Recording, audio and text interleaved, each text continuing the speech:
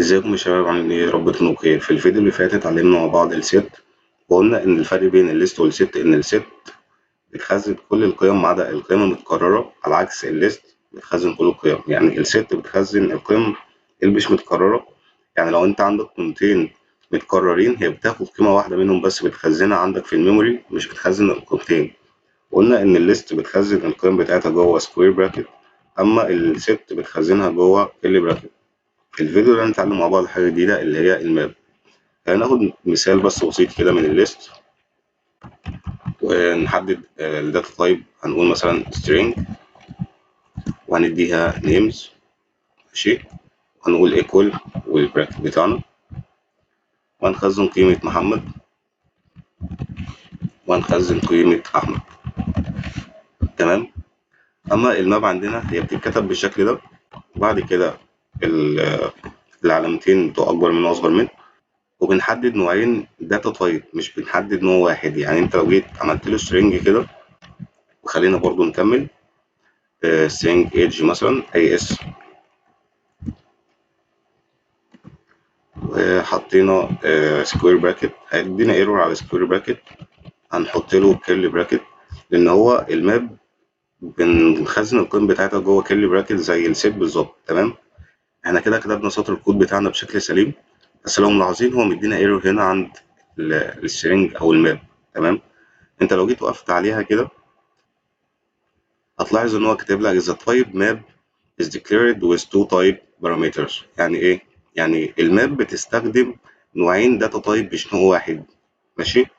فانت هنا بتحدد له نوعين من الداتا تايب، سترينج مثلا وسترينج تانية.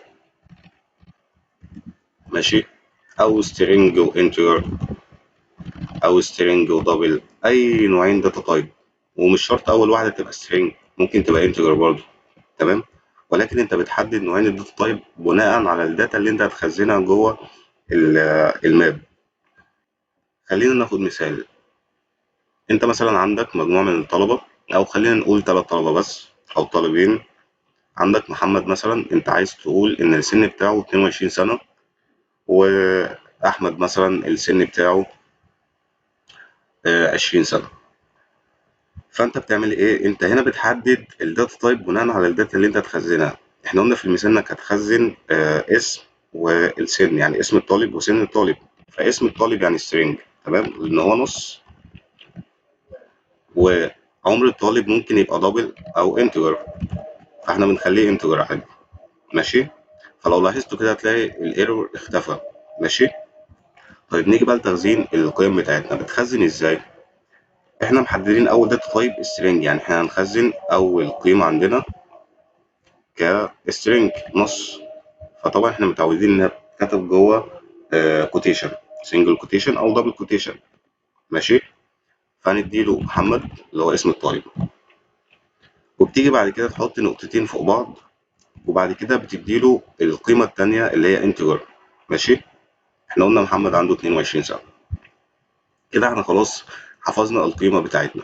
احنا ادينا له قيمة محمد وقيمة انتجر ب 22. طيب، خلينا بس نكون متفقين مع بعض ان الماب بتخزن القيم بتاعتها على هيئة كي وفاليو. يعني ايه؟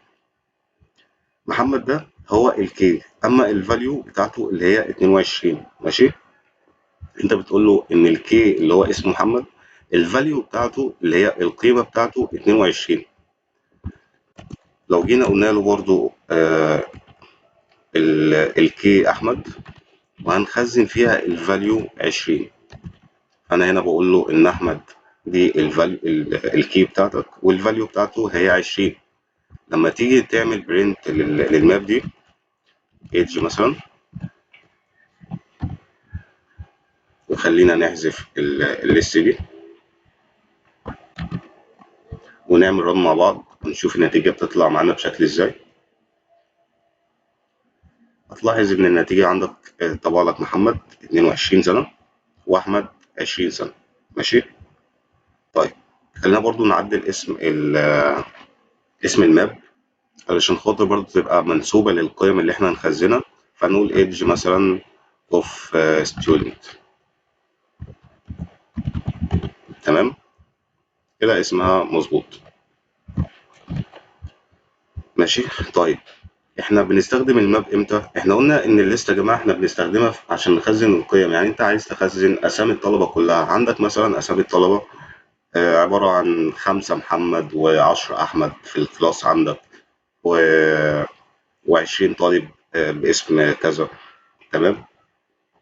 وقلنا ان الست بتخزن القيم اللي هي مش متكرره. يعني مثلا من ضمن الامثله انت مثلا بتخزن الالوان، مثلا الاحمر والابيض والاسود.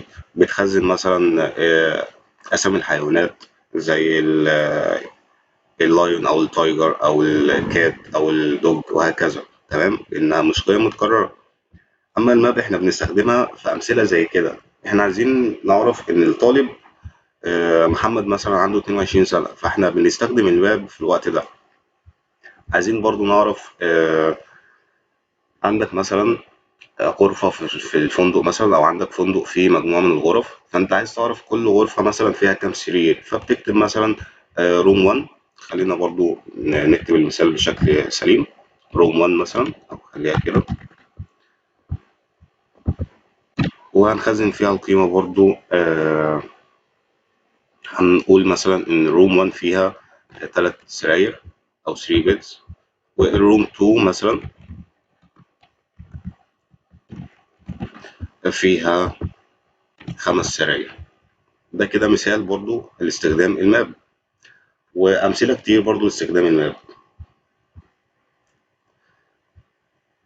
طيب نيجي بقى لإزاي تضيف قيمة جوه الماب. في الليست احنا كنا بنكتب اسم الليست على طول، اللي هو مثلا ايدج اوف ستودنت، وكنا بنحط دوت اد. اما في الماب هتلاحظ ان مكتوب اد اول، مفيش اد بس. يعني هنا اد اول على طول، مفيش اد واحدة بس. على عكس الليست او الست، انت كنت ممكن تضيف قيمة واحدة باستخدام الاد، ولو كنت عايز تضيف اكتر من قيمة كنت بتستخدم اد اول. تمام. اما في الماب هنا هتلاقي ان موجود اد اول على طول، مفيش اد بس. تمام. خلينا نختاره مع بعض كده. وهنا السيمفوني. طبعا انت في الليست كنت بتحط البراكت دي، اللي هي البراكت العاديه، وكنت بتخزن القيمه بتاعتك كده مثلا تعمل لها اد. بس هو هنا مديها ايرور. طيب ليه؟ احنا برضو يا جماعه خلينا متعودين ان انت لما تيجي تستخدم اي حاجه اقف عليها كده بالشكل ده، واعرف هو بيستخدم ازاي وبيخزن قيمه ايه. لو لاحظتوا هنا ان اد دي فانكشن، هنعرف معناها بعدين برضو. الاد دي بتخزن ماب. الماب دي بتخزن values من نوع string ومن نوع integer. لو بصيت تحت كده هتلاقي مديلك مثال استخدام الماب. هيقول لك هنا ان انت بتكتب بتحدد النوع بتاعها، وبعد كده جوه العلامتين اكبر منه واصغر منه بتحدد نوعين الداتا تايب. هو هنا محدد integer وstring، وهنا مديلك مكمل لك باقي المثال محدد او مديلك القيمه واحد كانتجر، وبعد كده كاتب لك السترينج اللي هي مش عارف ميركوري او ميرسري دي. تمام. هو هنا عاكس، هنا مديلك الاول محدد ان انت بتخزن انتجر الاول بعد كده سترينج، اما في المثال بتاعنا احنا محددين سترينج الاول بعد كده انتجر. ماشي. طيب لو بصيت تحت كده هتلاقي عشان خاطر تعمل اد، فانت بتكتب اسم الماب بتاعتك اللي هي بلانس، بعد كده اد اول، ومديلك برضو المثال بتاعك هنا عشان هو محدد انتجر الاول، فبيعمل اد للقيمه اللي هي انتجر الاول، وبعد كده محدد السترنج فبيديلك او بتعمل اد للقيمه السترنج. احنا في المثال بتاعنا عاكسين، فاحنا هنا هنعمل ايه؟ احنا محددين الاول string، فهنحدد الاول القيمه اللي هي string. هنقول مثلا محمد، وبعد كده العلامتين او النقطتين اللي فوق بعض، وبعد كده بنديله القيمه بتاعتنا. طيب لو ملاحظين برضو مدينا ايرور. طيب ليه؟ لو وقفت تاني كده ورجعت وبصيت على المثال اللي هو مديهولك هتلاقي ان هو عامل لك الاد جوه البراكت، وجوه البراكت في كيرلي براكت. ملاحظين اللي هي في الاول عند المؤشر او الماوس كده. ماشي. طيب فخلينا نعدل بس مع بعض كده عشان خاطر نشيل الايرور. فاحنا بنحط البراكت دي، وبعد كده من جواها بنحط الكيرلي براكت، وبنبدأ نخزن القيم بتاعتنا. احنا قلنا نخزن محمد، وهنديها قيمة 22. كده احنا كتبنا سطر الكود بشكل سليم من غير أي ايرور. طيب لو جيت كتبت له أو جيت تعمل الاد كيل براكت على طول هيديلك ايرور. يعني حتى لو كملت الكود بتاعك محمد واديته القيمة بتاعت 22 هو مديلك ايرور. فانت لازم ان انت علشان خاطر تزود القيم بتاعتك تعمل اد للقيم بتاعتك. في الطبيعي انت بتكتب الاد كده في الليست والست، اما في الماب بتحط جوه البراكت دي كيرلي براكت وبعد كده بتضيف جواها القيم بتاعتك. ماشي. طيب خلينا نحذف الاد دي ونغير برضو المثال بتاعنا. هنقول مثلا من نوع انتجر. ماشي. وهنقول برضو من نوع دبل. هتلاقي ان هو مديلك هنا ايرور عشان احنا مخزنين string وانتجر. طيب لو خلينا نمسح كله كده عشان ما تتلخبطش. احنا هنا قلنا له ان اول قيمه تخزن هي انتجر. ماشي. فبنكتب 22 وبعد كده نقطتين فوق بعض وبعد كده بنديله القيمه الثانيه من نوع دبل 22 بوينت 2. ماشي. فتمام تمام. طبعا احنا عارفين ان الانتجر بيخزن قيم صحيحه اما الدبل بيخزن القيم العشريه. فانت ما ينفعش تيجي تكتب له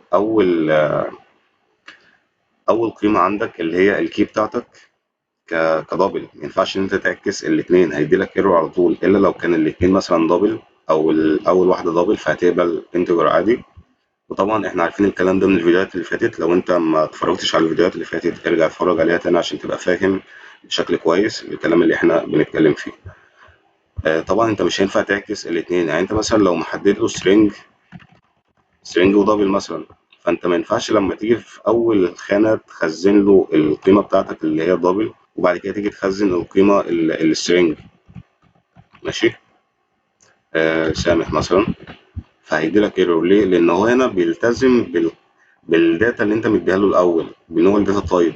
انت اديت له الاول سترينج يبقى اول قيمه تديها له سترينج الكي بتاعته هتبقى سترينج وجيت بعد كده حددت له دبل فانت القيمه الثانيه اللي تديها له هتبقى اجباري دبل يعني بناء على نوع الداتا تايب اللي انت محددها له بناء على الترتيب بتاعهم.